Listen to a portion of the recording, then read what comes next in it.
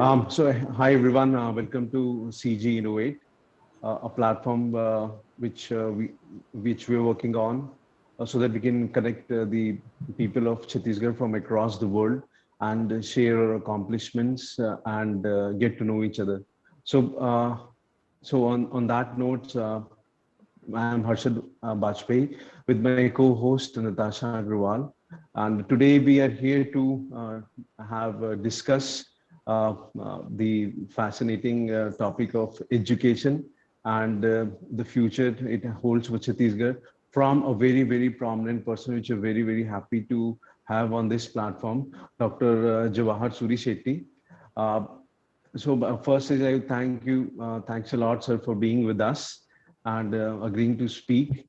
And Before we begin, just let me give a brief introduction, which will not be brief because he's such a personality. In short, Dr.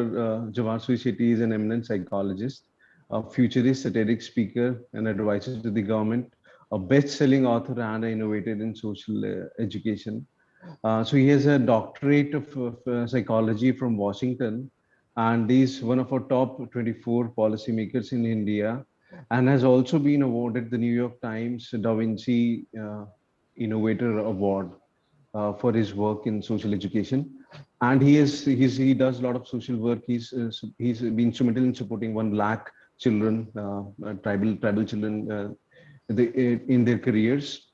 And he has best-selling author of Mama and Me and Go to Hell or Come to Me, which is sold like a 1.7 million copies. So and I think that's in a sense establishes the personality which we have here to speak with us, as well as irrespective of the past, he is also working to um, I think to establish International Digital Wellness Day. That will be on the 1st of May. So I would request people who are watching to, follow this and join this movement, uh, for digital wellness. So on this note, sir, let me ask you. There are a lot of things to ask, but just briefly, let me first begin with since you've been in across the world. So how do you see the education in Chhattisgarh, the form it has taken, and how do you see the future course and what we can do uh, in this regard? Okay. Chhattisgarh has been a laggard state in terms of education. So even in the national indices, it ranks 23rd. We are right somewhere near the bottom. And this has been since long ago. It's not a very recent phenomenon. But after the state of Chhattisgarh has been formed, there are a lot of new investments that have happened in education, especially in the school and higher education segment. There are also a lot of efforts by the governments, respective governments in establishing universities, establishing new schools. The latest being the 52 new English medium schools by the government of Chhattisgarh. So there have been strides, there have been silver linings, but we have miles to go still. Like what exactly do you think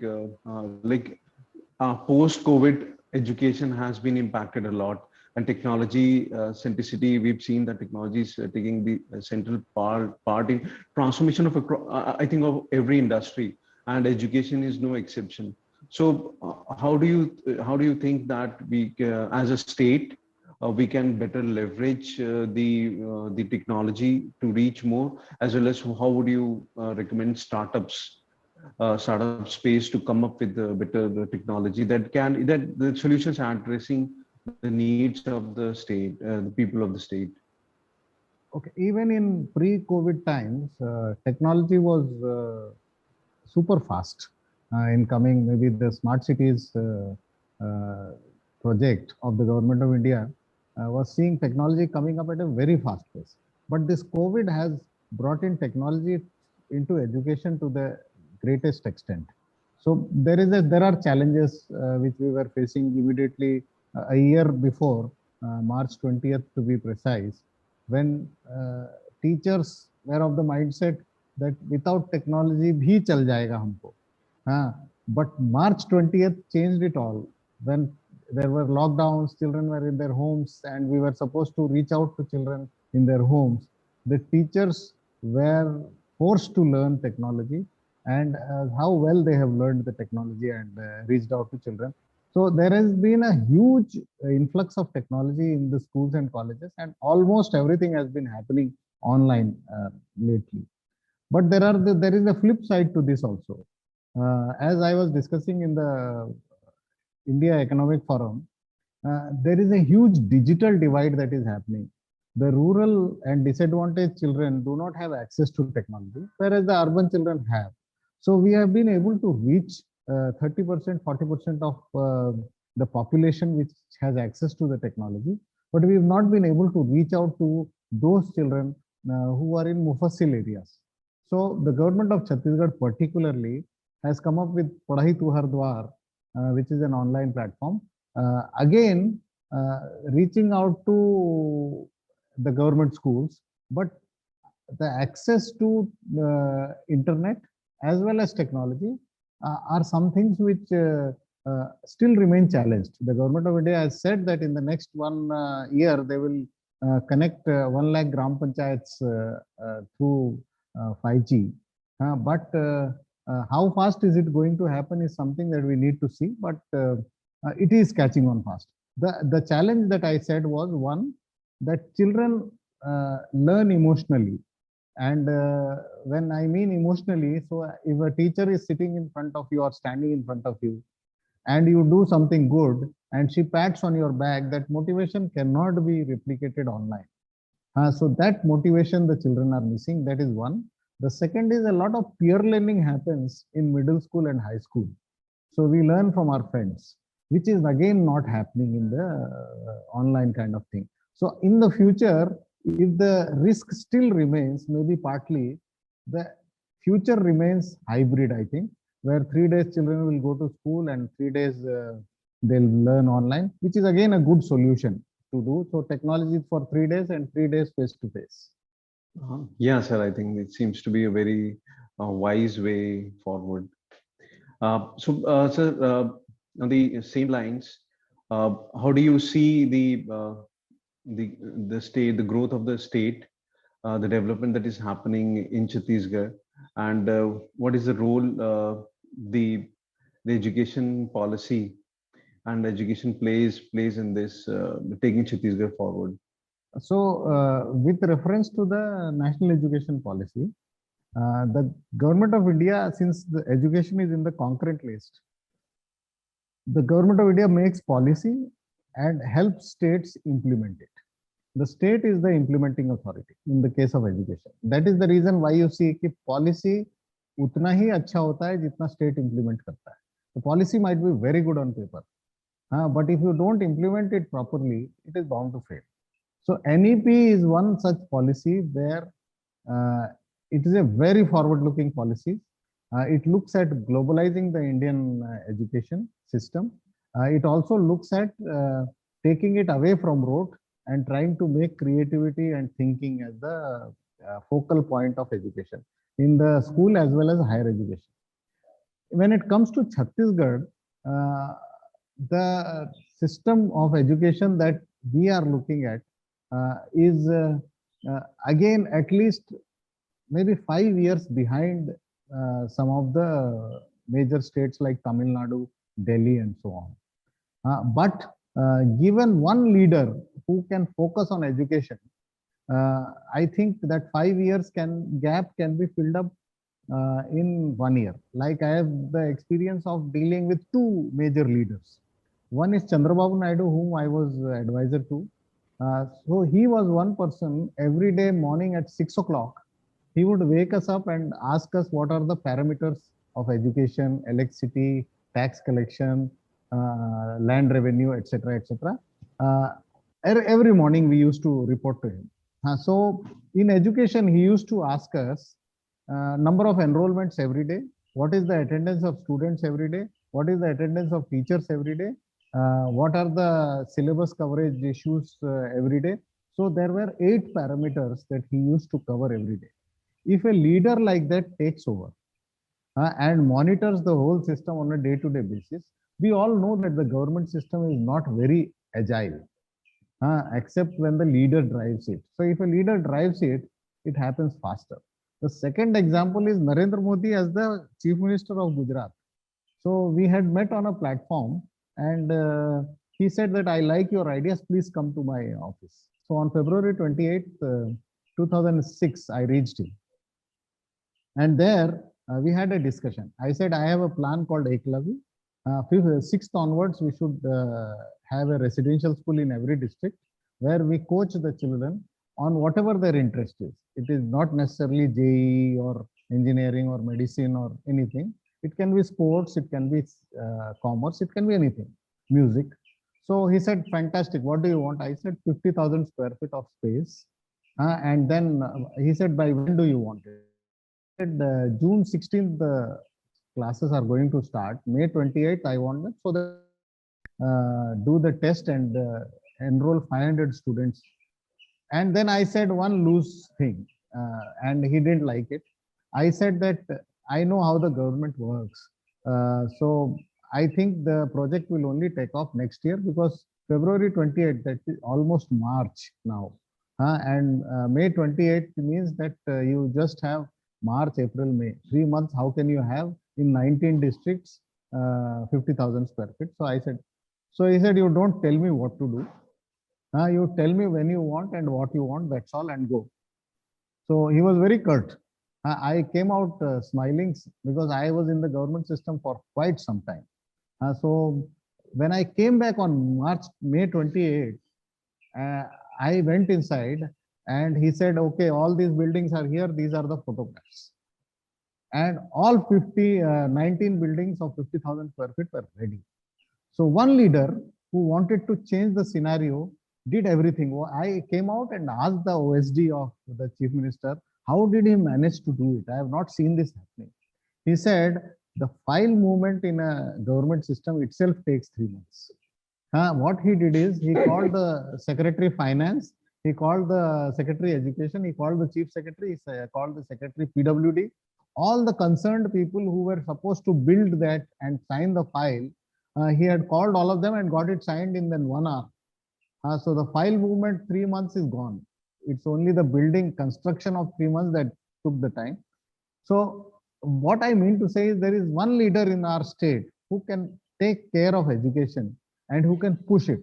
It is possible to take because Chhattisgarh is not short of resources unlike other states. We have everything with us. I think, sir, fabulous the story as well as the significance of a leader and the miracles can do is. Thank you for sharing and enlightening us.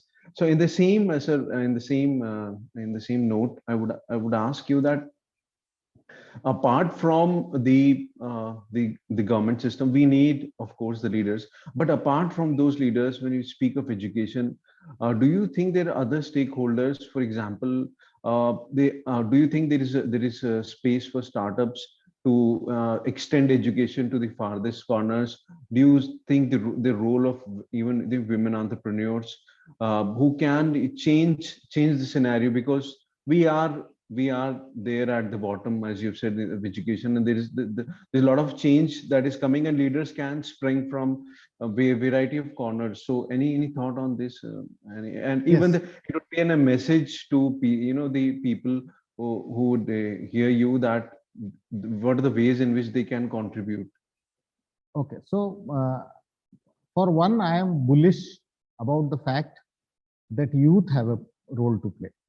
Irrespective of whether in the government or private, they have a role to play. And unfortunately or fortunately, the youth are not very attracted by the political system, so they don't want to get into that. So they have taken an alternative route of development, which is the startup or entrepreneurship. And there is a big time change in the landscape across the country in India, and especially in smaller towns, where the startup ecosystem is growing like mad. And Raipur is no exception, or Chhattisgarh is no exception. So there is a huge scope where the government is not able to reach. We know that there are startups which are reaching. I have an example here of one young boy, Ankesh. he wanted to help the tribals of Bastar, because the middlemen were taking a major portion of their revenue of whatever art Bastar was making. So Ankesh started this platform called Koshal Katha, and Koshal Katha is doing, I think, a lakh of rupees now. But that boy was intent on doing something, and today he has reached them. He has designs. Now he is directly taking from them, and directly the families are getting money from the buyers. So something like that, if a young boy thinks or a young girl thinks that we want to do something for the society, there is a lot of scope. I'll spell out a few things. One is the national education policy talks about 21st century skills. 21st century skills can make young boys and girls employable, more entrepreneurial, and more innovative. So we don't have a clue on what are these 21st century skills. Actually, the 21st century skills are how do you develop creativity, innovation, design thinking. These are the things that coordination, cooperation, leadership, and all those things. But unfortunately, two American companies, when I was sitting at the Government of India at my office there in Delhi, two American companies come and say that we have a program for 21st century skills, which you can apply to your national education policy. Now, what I am saying is, why should I take an American product? Why should my young boys and girls who have been through the process not better understand what are the 21st century skills needed for future generations and come up with solutions? And we will lap it up. All schools and colleges are mandated to have 21st century skills in the national education policy starting 2022. But we don't have a product ready, we don't have a service ready. So this is a challenge that I throw open to young boys and girls across the country, that please try and come up with programs for 21st century skills, and they should be meaningful. They should apply to our scenarios, custom made to the Indian scenarios, and should be outcome based, that there should be a perceptible change in the young boys and girls on whom this is applied. Yeah, I think so. Truly said that potential is there, and if there is a will, people can contribute to changing the landscape, Yes. education landscape. Yes, sir. So, the question I think is that you've rightly mentioned that the 21st skills of creativity, innovation, and their infusion into how would they find their place in the education system. It's difficult to they're very big, the concepts are essential, but they're very difficult to actually trigger uh, innovation. How do you do that in an education system which has been historically very traditional and focused on specifics of imparting knowledge? So on that front, I would ask that how do you think that that is possible? As well, how do you see the, I will ask the question later, but this one, Okay. I thought. Okay. See, I might sound crazy, and which I am okay with. I am okay. But the way our teachers teach is not the way our students want to learn. So colleges, if there is a attendance issue, it is not because the students don't want to come to college, but it is because the students don't find anything beneficial to them in the colleges, that's the reason they don't come to colleges. So we will need to first train our teachers to innovate before teaching our children to innovate or learn innovation, which is a difficult task. The children will learn. I am sure the children will learn, but training the teachers to think differently, innovate, when they have been conditioned from their school education onwards for rote learning and teaching from the book, etc., etc., it is difficult. But I am coming up with a very different solution. So we are already doing some research on the national education policy and how to make the curriculum so that children have open-mindedness in them. So I'll give you one example or two. The first example is, if I want to teach Newton's laws of motion, let's assume in 8th, 9th class we teach. Uh, I write V is equal to U plus AT. V is final velocity, U is initial velocity, A is acceleration, T is time, and put it on the board, and I tell them this is this. So okay, done. Maximum what I do, I'll say a car is there standing, and then it starts. Some example I'll take. If I am able to go to the cricket ground, it is a 22-yard pitch, so I know the distance. Take two timers, they cost 50 rupees each. And I ask one student to throw the ball, so initial velocity is 0. The ball pitches at one point, then the timer goes on. So I know that the time period for the ball to reach from here to here is so and so, let's say 10 seconds, 20 seconds. So I can teach Newton's laws of motion on the cricket ground. It might sound crazy, but it brings back my children to the classrooms because this is how they want to learn the classes, the subjects. So this is one area where application to real life solutions has to be connected to whatever you are teaching in class. If I say I am teaching Akbar, the student will ask today, why should I learn Akbar? What do I gain from it? That his father was Humayun and the Battle of Panipat was fought in 1400 and something. What do I gain from it? Teach something which is useful to me, and this question is valid. And this question is valid. Only thing is the teacher needs to validate this question and say, suppose I am wearing these shoes today and I am teaching Akbar in class 4. So Akbar was born in his father was Humayun, Battle of Panipat 1400 something. I will say this, and the student is bored.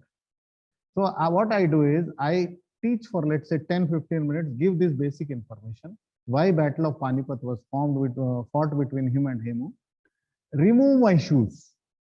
And then call one student, ask him to wear these shoes, which are Akbar's shoes, imagining they are Akbar's shoes, and imagining that Skechers shoes were available at Akbar's time.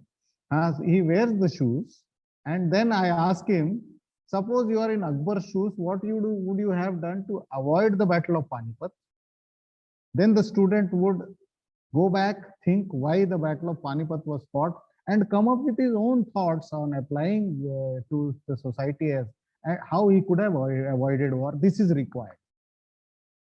But we don't do this. That is why the student feels that Akbar is useless to me. Why should I attend that class?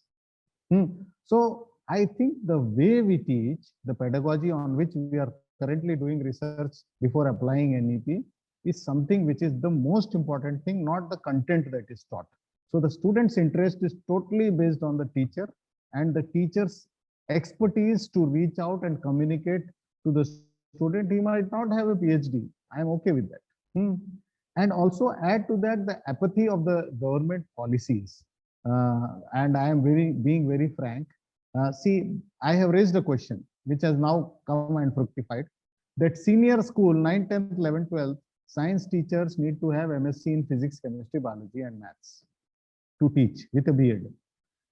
Outside of the school system, you have all coachings which have engineers teaching the physics, chemistry, maths.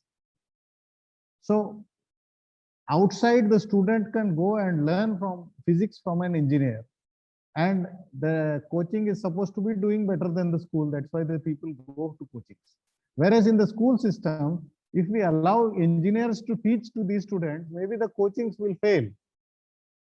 So a small tweaking in the eligibility criteria where engineers are not eligible to teach in schools. I have raised this voice that engineers as teachers or teachers as engineers, and then ultimately we fought it out and got engineers eligible, except that the government insisted that you should have B.Ed even if you are an engineer, but now engineers are eligible. These kind of policies where you don't have a reason why you are stopping engineers from not teaching physics or chemistry to students are something that the government needs to take care.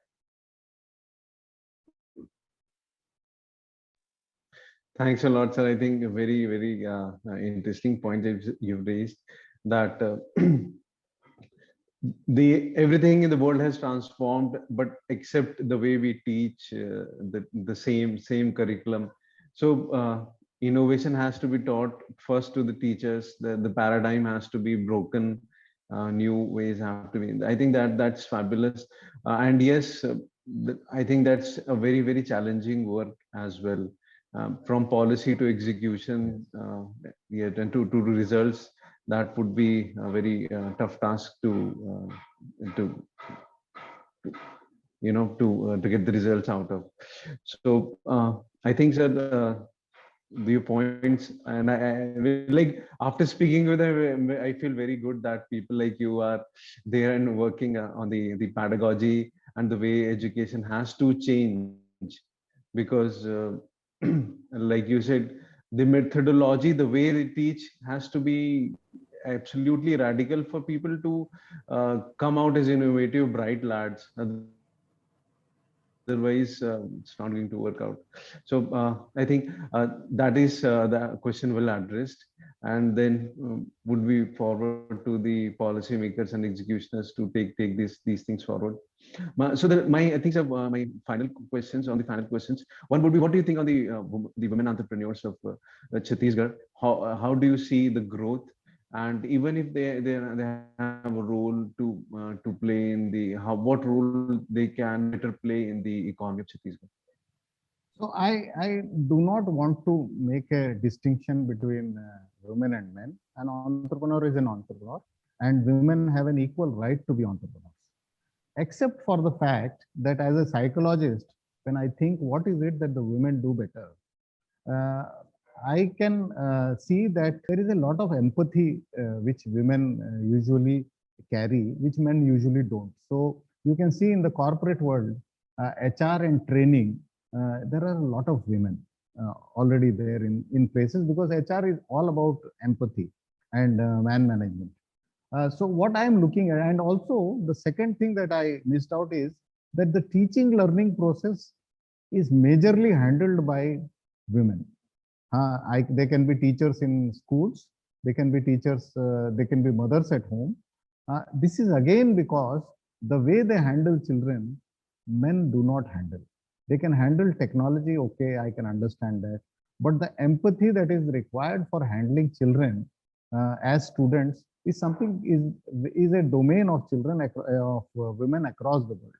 So taking cues from this, I think that women entrepreneurs have a larger role to play in HR related startups, teaching learning related startups, tech related startups. They are already there, and the rest they are already there, and counseling related startups, which have come up more because of the COVID like situation, where you are at home and there is a lot of depression which is there in homes. They do a very good job in terms of counseling. So I think these are some areas which women of Chhattisgarh or even anywhere can definitely look at. The second important thing is my program called My Beti.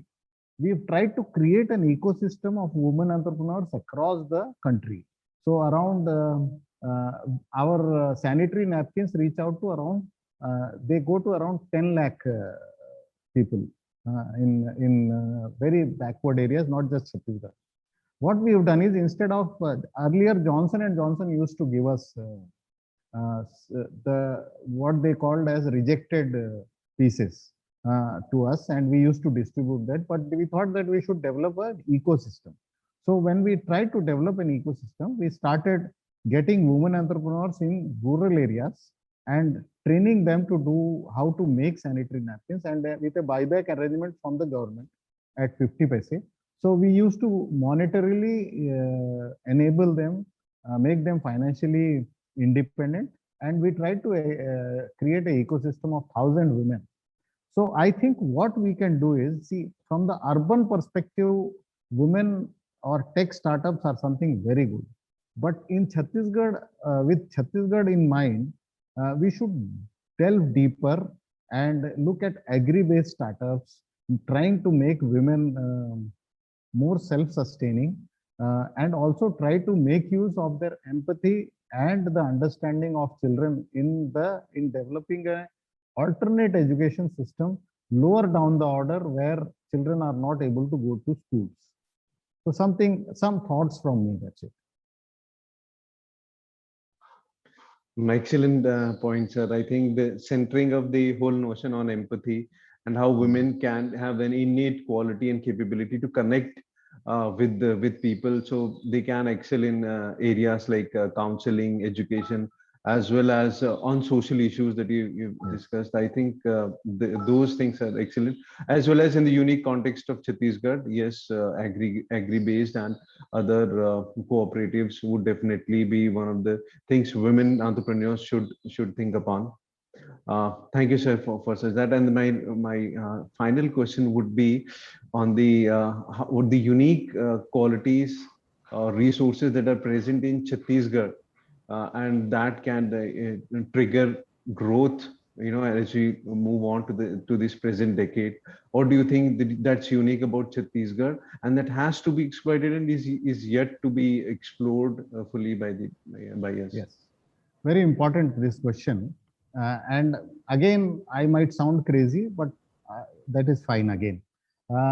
Chhattisgarh has a very unique conglomeration of minerals or natural resources and human resources. And I don't know whether you agree or not, but the human resource of Chhattisgarh has not been exploited.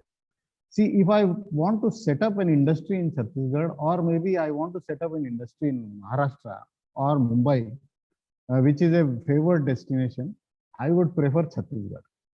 More because the Chhattisgarh human resource has a very intrinsic quality of being calm, quiet, centered, satisfied, and contented individual. Whereas if I set up my industry in Maharashtra, the human resource is politically motivated. The human resources is not satisfied with whatever he has. So there are a lot of strikes, there are a lot of unions, there are a lot of disturbances, there are a lot of things that you have to spend from your pocket for the unions. There will be blackmailing, there will be this. Chhattisgarh does not have anything. I can visualize pure, clear blue water. I can see the bottom of the sea. Chhattisgarh is like that. The human resource of Chhattisgarh is pure. He or she is very easily satisfied. And that is why if you offer a job in an industry, he or she will be satisfied doing that job. Yes, maybe the efficiency levels might be lower, but that can be upped by training. But otherwise, the qualities, intrinsic qualities of human resource in Chhattisgarh remains to be exploited. We think that the Chhattisgarh human resource is not as good or subservient to the others. Higher levels, we have people from outside, that I can agree. But as not as for blue collared workers, Chhattisgarh is the best place if you can train them and use them. The manpower is easily available here. I think that's something that we add to the natural resources, train the staff, use them, and they will be satisfied. Yeah, sir, I couldn't agree with you more on this, that the people of Chhattisgarh are very calm, non-aggressive, and satisfied people. And I think that is partly due to the tribal culture, which is in itself very attuned to its nature, very simple in its being. And yes, sir, that's I think, and that's a point that should be highlighted at national and even international levels for to attract investments and industries, that labor problems are one of the huge issues. And I think, as you've said, on the training, that government should focus on giving basic training, and I think the industries would automatically be there with us.